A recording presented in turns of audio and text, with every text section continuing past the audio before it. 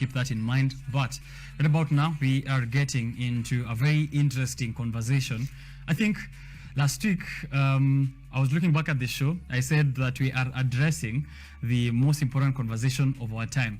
It so happens that every single Tuesday, I feel like the conversation I'm having at that time is the most important conversation of our generation. And today I have to say that for sure this one is software development in the Republic. In Kenya, how has software development been changing, and how can we adjust with emerging technologies that have been seen from last year? OpenAI released ChatGPT. This is a chatbot technology that you can prompt for various tasks that you use. It is the fastest growing technology in history. In the first month alone, it had amassed millions of subscribers. Right now, I think it is over hundreds of millions, and the possibilities of what this technology can do are endless. We're trying to see how can you adjust and adapt to these developments in the world of technology. And if you want to get into this space, software development and its adjacent fields, what can you do to prepare yourself, and how ready can we get generally as a nation? Here with me is Alex. He has been an aspirant for Member of Parliament. He will be telling us how that was, the journey in politics, but also he's a software developer, and he's going to also inform us where he practices that at, and also how the lessons have been so far, and how you can learn, or what you can learn from him. Welcome to the show. Thank you so much, Richard. Right.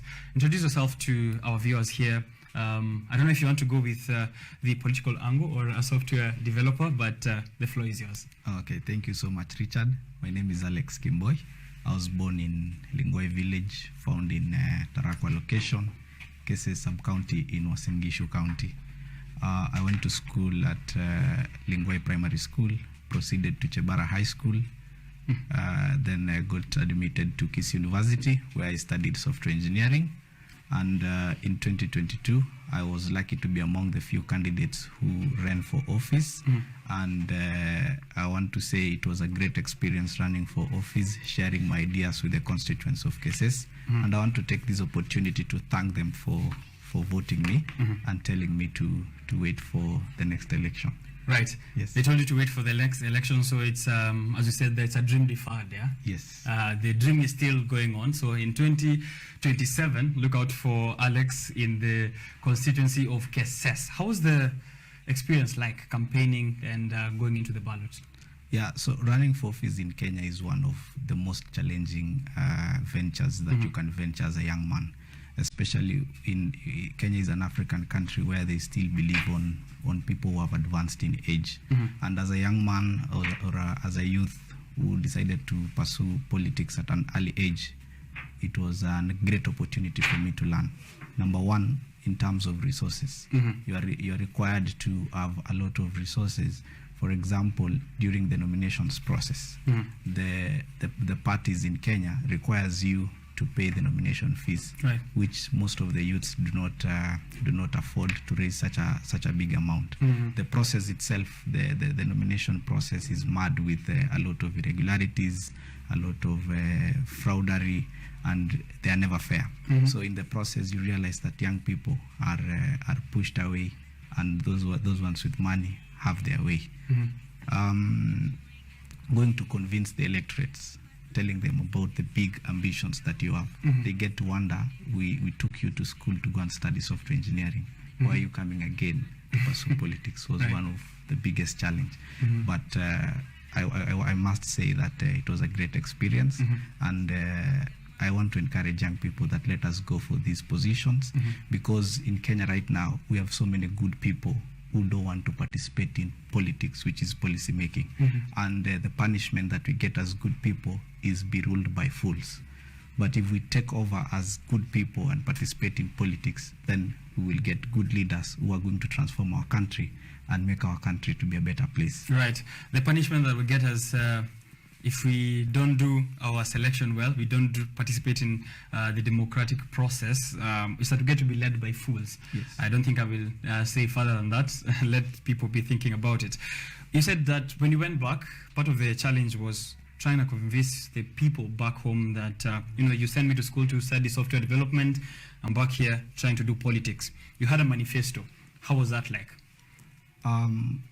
After going to school and studying software engineering for 4 years, my mind was opened and I saw the power that we can use in software development to change our community. For example, I had this manifesto where I wanted to install internet in all our villages. We have like 5 sub-locations, not 5 locations in Kesses sub-county. And I had this dream that if I'm elected as the member of parliament, I was going to install internet in every village. With internet, you can do so much. Young people can start working on their smartphone on remote jobs and making money. In the process, we address the issue of unemployment. I had this manifesto of creating a state-of-the-art modern facility in Kesses, a hub, where young people can go do their recording. For example, if they are musician, if they are, if they have any talent, they get a place where they can freely go and do their things. They want maybe to do graphic design. They want to pursue maybe machine learning. They want to do things in data engineering, and maybe they don't have money to buy these machines. So I was thinking that we can use the money, that the taxpayers' money, we create a state-of-the-art facility, install computers there, have internet, hire experts who can train our young people at home, and in the process address these issues of unemployment in Kenya. But I want to tell you, Richard, one thing, that immediately when I accepted to lose the election, I forwarded my manifesto to the current MP, and I hope that he's going to act. Because at the end of the day, it's not about who gets to do it. It's about the work being done. Right. Yes. Sounds like a leader there. I think I would want that to be my member of parliament. Hopefully the people of Kesses are listening, and also hopefully that the current member of parliament, what's the name of the current MP? It's called Julius Ruto. Yes, hopefully that Bwana Julius Ruto is getting to implement some of those things that you forwarded to him. Something interesting I noted that in your constituency, since the residents, since independence, have only elected one member of parliament for more than one term. And Yes. this happened in 1992. How's that? Is that, I don't think I've seen that where I come from or in places where I've tried to reside. How is it possible that since 1963, there's only been one member of parliament who's gone for 2 terms? It has been hotly contested. Yes, it has been hotly contested in the past, and it has been also a loss to us as the people of Kesses, because we elect a member of parliament for 4 years. He comes up with ideas. Some of these ideas cannot be implemented in 5 years. So in the process, we end up losing as the constituents of Kesses. But the Kesses people are people who embrace change very fast. And if you come with new ideas and they believe in them, they will surely elect you irrespective of your background. We were a constituency, we elected, let me call him a foreigner. He was an Indian. Mishra Kiprop wasn't a Kalenjin, because the dominant community in Kesses is Kalenjin. Right. But we elected an Indian to be an MP. We gave him an opportunity to do what he did. And right now, they've elected Julius. They've given him an opportunity to also do the same. So I think it's both good, and it also we're also losing it, because some of the ideas that we have, or what these leaders have, might not be implemented within the 5 years. They might even require longer time, like 10 years. Right. ICT and technology is one of those ideas that you're trying to bring forth, creating an ICT business park to make Kesses Kenya's ICT hub. What was the vision around ICT and technology? Yeah, my vision is we have so many young people. At some point during the hotly contested election, there's a young man from Cheptiret ward who was arrested simply because he was termed as is it a robber, stealing money from people's phone. But to me, that is a talent that we need to tap, and we make sure that we don't let those ideas and the innovativeness that the young people in Kesses have, we put it into implementation. I was thinking of having a software factory in Kesses. When we have a software factory, we start creating our own softwares. We will not have to procure softwares from other countries like China. Right now, the systems that are being used by by most of the government organizations in Kenya here, like KRA, for example, are using softwares that have been procured from other countries. But I strongly believe that in Kenya right now, the software developers that we have in Kenya can develop these softwares for us, and we instead of exporting our cash, we retain our money here, and we get to give employment to our young people. So the ICT pack in cases was going to really be a game changer, but I still strongly believe that we will still get it done at some point. Right, putting cases on the map, yeah, so that the rest of Kenya can know that this is going to be an ICT hub, as you promised, yeah, as you envisioned it. Now, Alex, my mother is watching this show, and her question will be, what in the name of God is software? What exactly is software? There's a whole generation of people who only experienced hardware, and now when they hear software development, they hear artificial intelligence. All these things can be a bit confusing. Maybe we start there from layman's explanation. What is software, and what is software development? Okay, so software are a set of instructions that helps a computer user to perform a particular tasks. In a layman's language, most people are calling them apps. You'll hear somebody talking about send me an app, your sender, send me an app for maybe browsing, doing that. That is a software. So ideally, softwares are a set of instructions written by programmers that helps you as a computer user to perform a specific task. Maybe you want to perform some calculations in a computer. The hardware doesn't do that for you. It's the software that does the calculations for you, because there's some logic written behind it that helps you to perform those arithmetic calculations. So ideally, that is what a software is. While software development now is the whole process of coming up with a software, starting from the phase of idea, coming up with an idea, all through the process of design, requirements, gathering, the process of the actual system construction, where you write the code, the process of testing, doing maintenance, up to the stage of deployment, where the users can now use the software. So ideally, software is the product, while software development now is the process of coming up with this product. Right. How has the software development industry in Kenya evolved over the past 10 years that you've been in this space? The software development in Kenya has really evolved, and I'm really looking forward to even more changes in the coming days, because more people have started embracing software development in Kenya. Right now, most businesses are being run through a software. If you go to hospitals, they're using softwares to do management of their processes.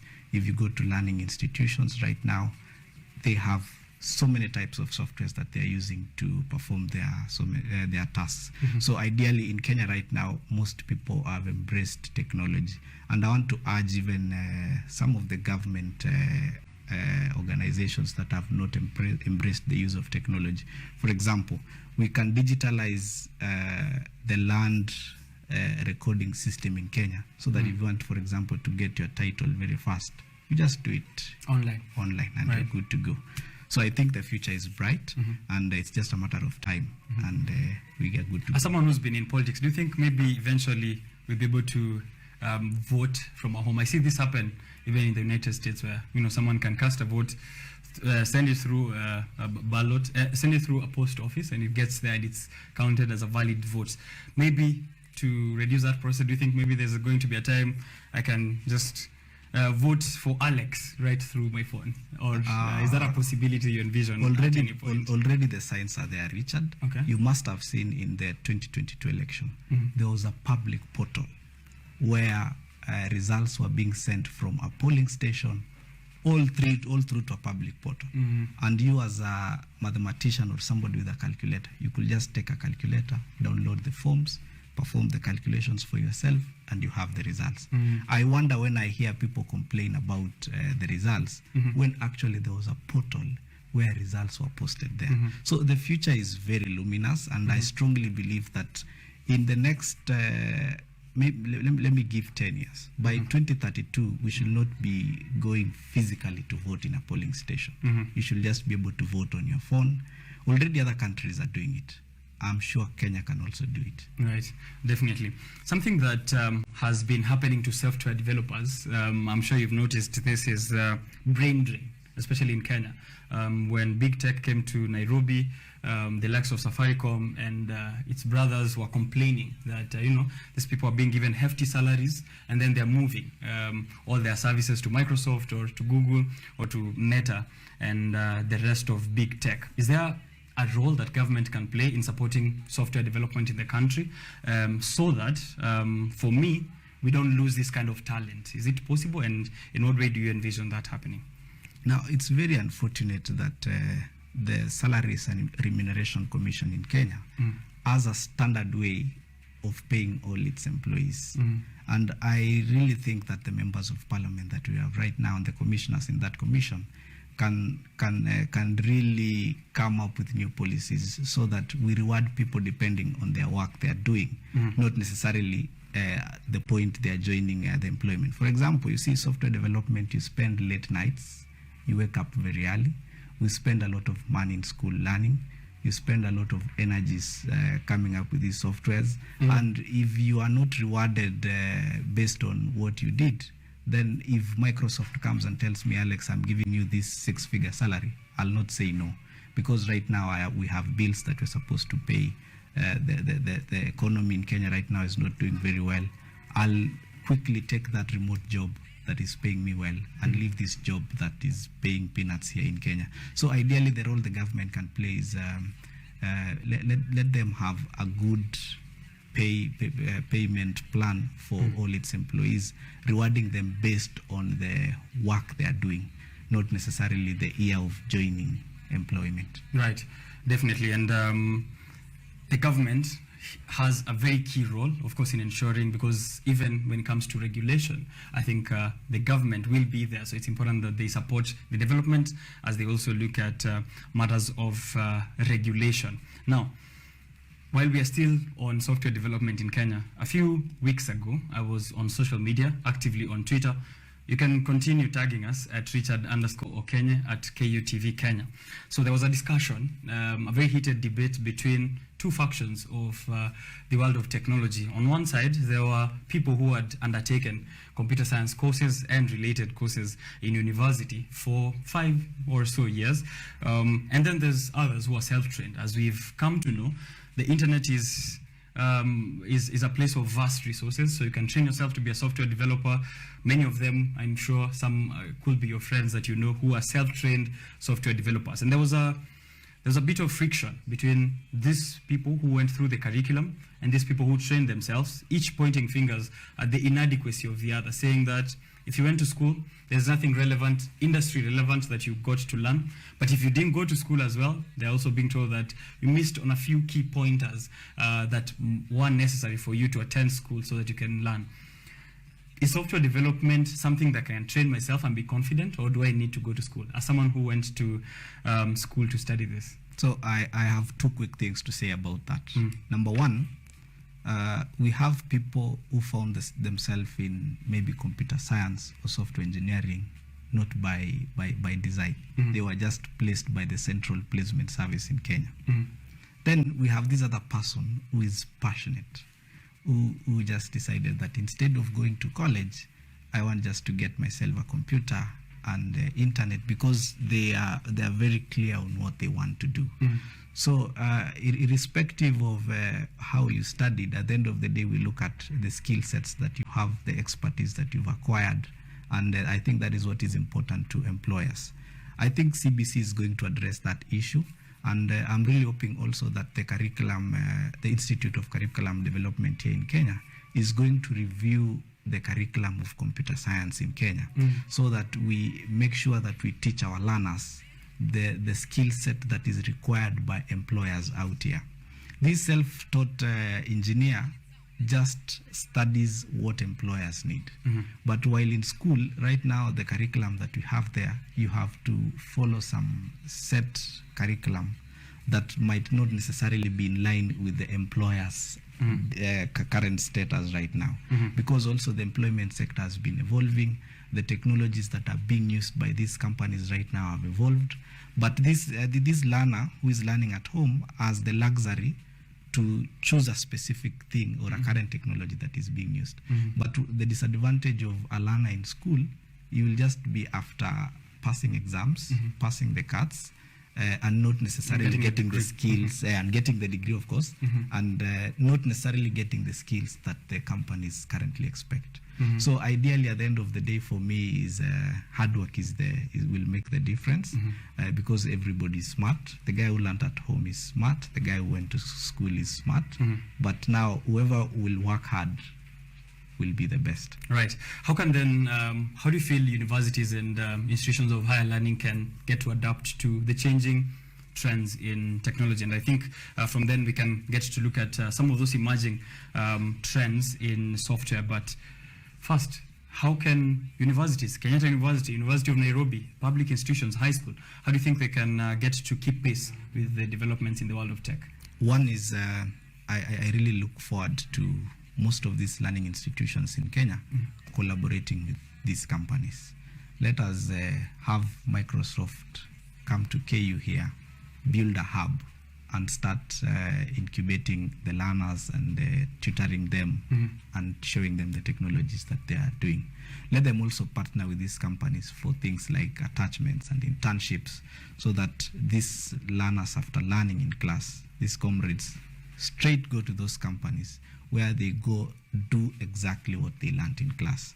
But right now, what is happening in Kenya, because of the lack of employment, you get a computer scientist who is working as a security personnel at a gate, something that is so much at breaking.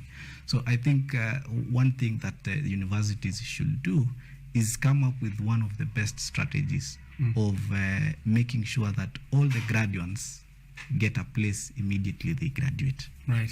All right. I'm hoping that university stakeholders are having a look at this. When it comes to emerging technologies, before I get into it, let me just real quick bring people up to speed. The popular chatbot from AI company OpenAI, that is ChatGPT, amassed 57 million users in the first month of launch last year in November. By January, it had 100 million users and actually 13 million active independently active users per day. I think the word they usually use is the fastest growing consumer application in history.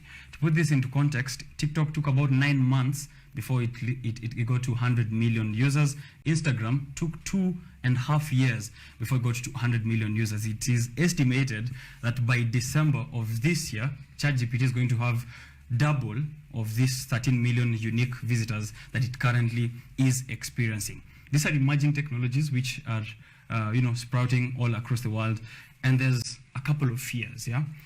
But before we get into the fears, what can we do to keep pace individually? You know, someone who's watching this, maybe there's a fear that, this AI and all these developments are going to replace me from my job, which is, I think, the number one fear that everyone has, or I'm going to get too dumb and technology will get too smart and eventually it takes over. Is that going to be a possibility? But how can we keep pace fast before we address the fears? I want to use a calculator to explain this. Right. When I was in school, I remember when we were in Form 1, our mathematics teacher used to deny us to use a calculator. But I used to think, even if you give me a calculator and I'm not good in mathematics, I'll not score everything. A calculator is just a tool that helps you to perform your arithmetic operations. Right. These ChatGPT and these intelligent softwares that have been created by software developers, ideally they work like a calculator. They're only meant to make your work easier. For example, you want to write an email quickly. You have your own ideas, but maybe you don't have time to write a very long email. So you give it your ideas, it quickly generates an email for you. So what this intelligent system has done is just make your work easier. If maybe you are using 20 minutes to write the email, you use 10 minutes, and then you can use the other 10 minutes to do some other things, thus saving on time. So people should not be worried at all about these intelligent systems, because basically these intelligent systems, they've been created by human being. A computer, be it intelligent as it is, it will always require a human interaction. No intelligent system works on its own, right, including an automated teller machine. It is an automated teller machine, yes, but for you to get the cash out of it, it requires a human being. Right. A human. You cannot remove. You can come and stand there and wait for it to know you need some money. Exactly. You will always need a human being to train this intelligent system, and we might lose some jobs, yes, but it also creates some jobs in return. Yeah. So there's nothing to worry about. Let us move with speed. I'm told when calculator was invented, mathematics teachers went on road and worker strike. Right. I'm seeing people also, they also want to do that, but I don't think it's the way to do. The wisest person is those ones that move with change and adapt with change. This is a new technology that has come. I hope that all of us in Kenya and all over in the world are going to move with this change, embrace it, and use it to make our work easier. Right. Embrace it. Just like during the industrialization period, when machines came in, there was a lot of, commotion. What about our factory jobs? The conveyor belt. So many things have happened. Automation has been a discussion all across generations. So I think it's important, as you said there, that the wisest person is who moves with change. For someone who's trying to get into the world of software development, a young person who's watching us, how would you advise them to approach it? I want first to congratulate all the Form 4 graduates who are expecting to join school maybe starting this May up to September. As you pick your different careers, look at the end game. End game is normally the most important thing. Please do a course that you have a good plan for it after school. If you do technical courses, for example, computer science is a technical course. You're assured of self-employment even as you wait for employment ahead, maybe from the government or even from the private organizations. So I would really advise young people to consider technical courses such as, we have courses like cake baking. Did you know that cake baking make a lot of money? Oh, people do I know make now. Yes, people make a lot of money from baking cakes and selling cakes in town. People make a lot of money from fashion design. Courses that requires you to use your creativity, come up with innovative solutions. When clients embrace them, you start making money out of it. So I would really encourage young people to consider pursuing technical courses. Let us avoid these they are called white collar jobs. You want to pursue a course that will lead you to a white collar job. Right now, the route is towards creativity and innovation. Yes, that's a very good way to put it. I'll come back to get your last remark, but surprise, I have a game for you. I don't know if you were aware, but now you are. Yeah. Okay. So I'm also not aware what we are doing. So I'm going to get I'm trying to get information from my producer and director. Bon Ryan Gure is giving us questions, and then we are going to be writing our answers. So it's a game that me and you play. Usinionyeshe majibu yako. Do it like we did it in primary school. Unaficha hivi kidogo. Yeah, so we are going to get questions, and then after we are going to mark. Alafu tuone nani ako sharp, yeah? Nani ako lala class during when it was so there's going to be a timer for each of the questions that you are receiving as well. So when the timer runs out, una chill. I'll have to answer the next question. Are you ready? Okay, I'm ready. When is the last time you sat for an exam? It has been, but I've done some online tests recently. I also still do job hunting, so. Okay. So there's those interview questions as well. Yes. Let's go. The first question is here. Are we ready? Who is the person who started Amazon.com? Play timer.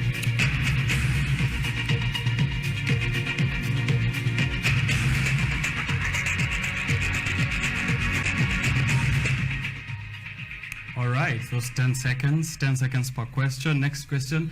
What does IPO stand for?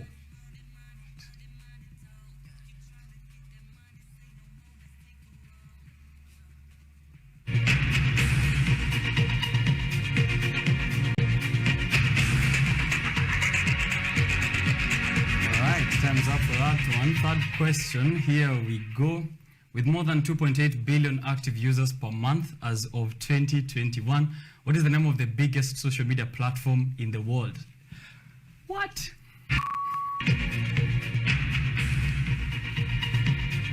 I really hope it is at the coach. Let's go. Fourth question. Who is Tesla Motors CEO?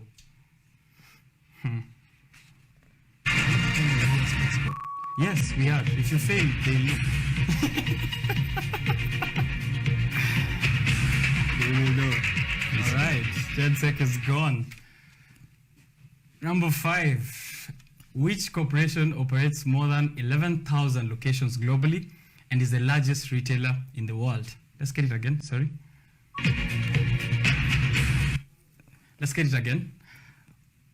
The question goes, which corporation operates more than 11,000 locations globally and is the largest retailer in the world?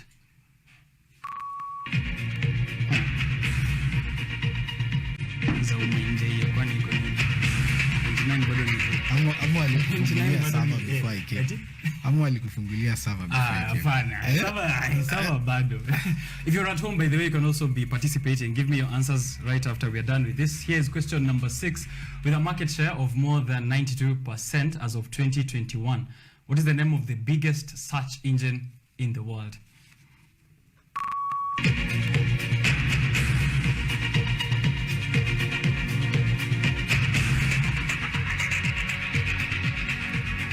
All right. Here goes the last question. Which is the currency used in Japan? And then someone wrote, sorry. Which is the currency used in Japan? Let's go.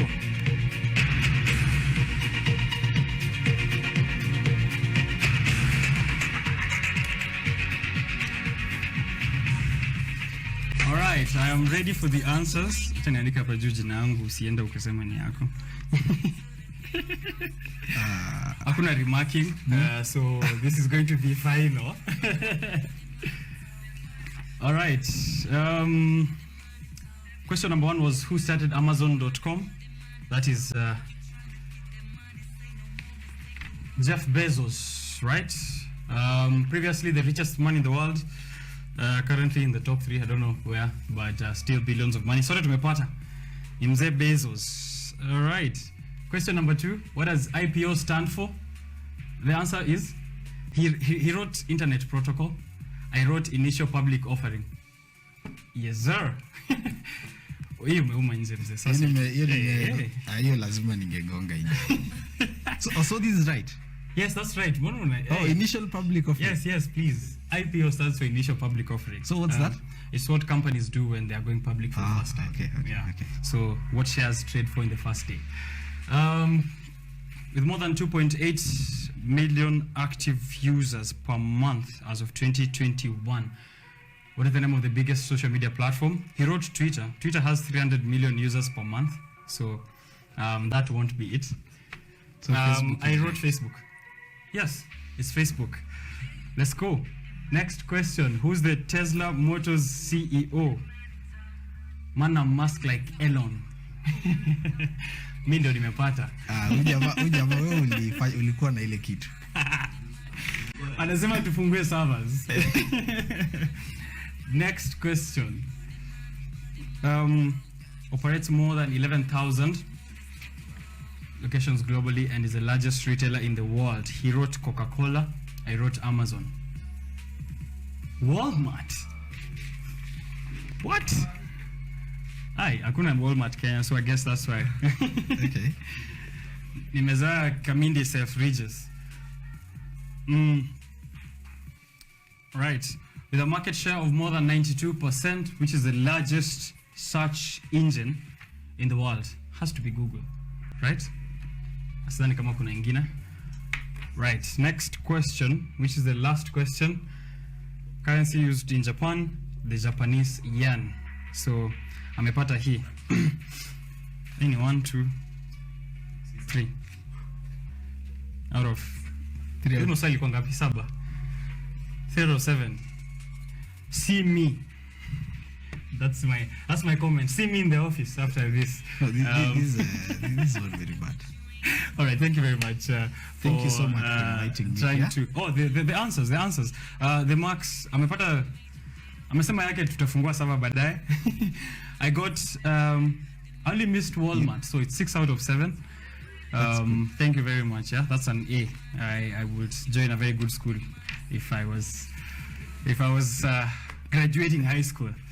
Thank you very much for participating in that fun session and also giving us information on software development. Maybe finally, how can the software development industry in Kenya attract more investment and funding? We know that there are startups which are looking towards integrating AI within their systems, innovating around technology, and mostly, I think every startup, or as many startups I've tried to interact with, one of the core initial members is usually a dev. Yeah, there's the CEO. There's whoever his co-founder is, most likely it's usually a dev, but there's always has to be a dev in the team. What more can we do to attract more investment and funding into Kenya? I want to congratulate the CEO of TechLead Africa. What she did is started doing whatever she was able to do, and went pitched his ideas to investors, and investors decided to invest their money. Because what happens currently is we have people with a lot of money, but they don't know where to invest. So as software developers, we need to also learn, get some writing skills, write very nice proposals, take these proposals to investors. Let us go pitch our ideas in these boot camps, in these hackathons, in these forums. And I'm sure there's an eye which is always watching, and will be willing to invest their money on the ideas that we have. As long as we have any creative idea, I'm sure no one will resist to invest their money in it. So I want to encourage all software developers, either beginners or at senior level, that let us participate in these public forums. Let us go pitch our ideas. Let us go tell people stories about the things we are doing.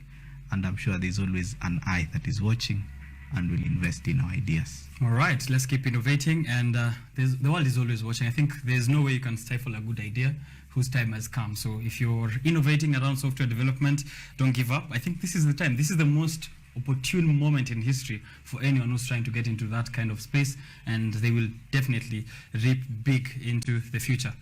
Let me read a couple of feedback here, which is also to you. So maybe unaweza react to some of these people who are watching the show. Frederick Akiri, always ready to beat this cold in the UK and watch Biashara Tuesday, #KUTV. Great insights of leadership and governance. He is enjoying the show. Isaac Kimutai Kimtel, keep up the good work Mhesh. Mtandao ndio form. Yeah, I think this is someone who's been following your work in politics even from back then. Momi Foundation, yes.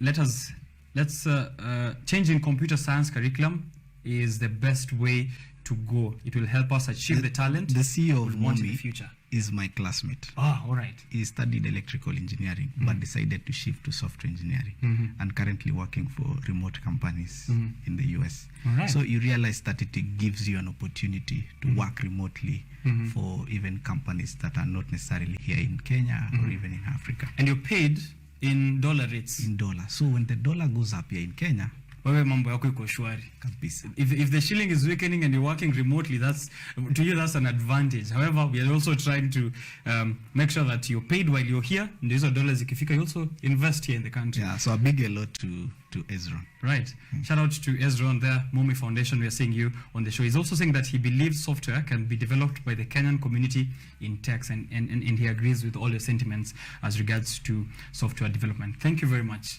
Alex, for creating time for us this morning. Thank you so much, Richard. Say hi to the people of KSS when you're back there, for another period of campaigns in the next 5 years. Wishing you all the best, but even in between, we are welcoming you back to discuss more on software development, governance, and leadership. Yeah, in case there is an investor who wants to invest in our ICT park in KSS, feel free to visit KSS. We have a higher learning institution called Moi University here. There's a lot of space. We can do it there. All right. Yes. Any shout out to the people of KSS before I close this up? To all of them who believes in me, I say a big hello to you and a good day ahead.